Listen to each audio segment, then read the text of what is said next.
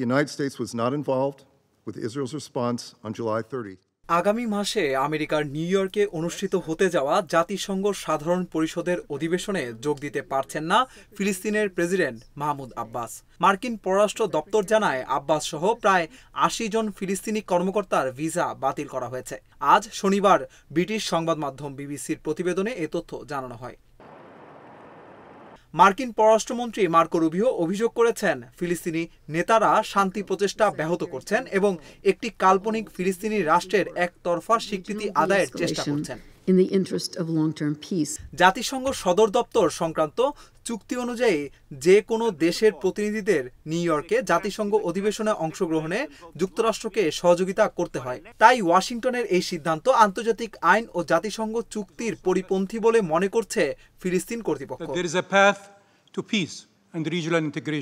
আব্বাসের কার্যালয় জানিয়েছে এই সিদ্ধান্তে তারা বিস্মিত, কারণ ফিলিস্তিন জাতিসংঘের একজন পর্যবেক্ষক সদস্য এবং সেই অবস্থায় ভিসা বাতিল করা স্পষ্টতই আন্তর্জাতিক আইনের বিরুদ্ধে।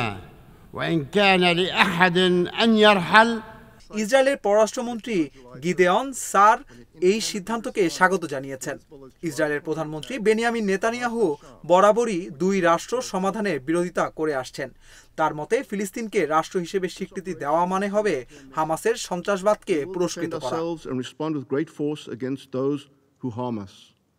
জাতিসংঘে ১৯৭৪ সাল থেকে ফিলিস্তিনি মুক্তি সংস্থা পিএলও পর্যবেক্ষক মর্যাদা ভোগ করছে।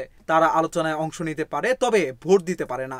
বর্তমানে হামাস গাজা উপত্যকা নিয়ন্ত্রণ করছে, আর পশ্চিম তীরে আব্বাসের নেতৃত্বাধীন ফাতাহ ক্ষমতায় থাকলেও শাসন সংকটে পড়েছে।